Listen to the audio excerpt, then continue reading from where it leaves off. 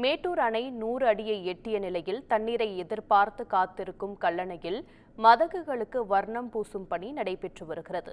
இதுகுறித்த கூடுதல் விவரங்களை எமது செய்தியாளர் சரவணன் வழங்க கேட்கலாம்.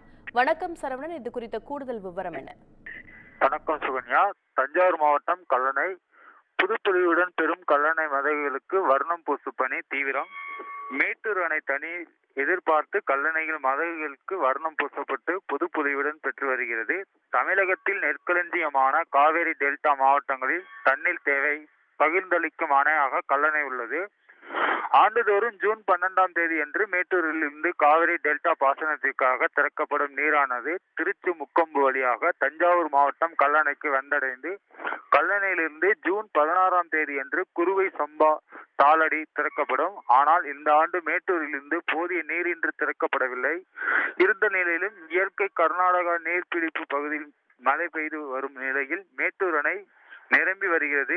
நிலையில் மேட்டூரிலிருந்து தண்ணீர் இந்த நேரத்தில் திறக்கப்படலாம் என விவசாயிகள் எதிர்பார்க்கப்படுகின்றன. வருகிற ஆடி 18ஆம் தேதி அன்று தண்ணீர் வரும் என விவசாயிகள் எதிர்பார்க்கப்படுகின்றன. மேலும் கல்லணை, காவேரி, கொள்ளிடம், வெட்டாறு, கல்லணை கால்வாய் ஆகிய ஆறுகளில் மதகுகளில் பராமரிப்பு பணிகள் தீவிரமாக நடைபெற்று வருகின்றன. மதகுகளை ஏற்றி இறக்கும் எந்திரங்கள் துடைத்து மாசகு எண்ணெய் வைக்கும் பணிகளும் நடைபெற்று வருகிறது.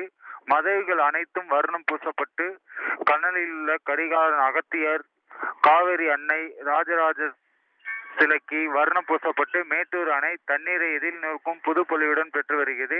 ஆடி 18ஆம் அன்று தண்ணீர் வரும் என்று விவசாயிகள் எதிர்பார்க்கப்படுகின்றன, பொதுமக்களும் எதிர்பார்க்கப்படுகின்றனர். சுகன்யா, உங்கள் விவரங்களுக்கு நன்றி சரவணன்.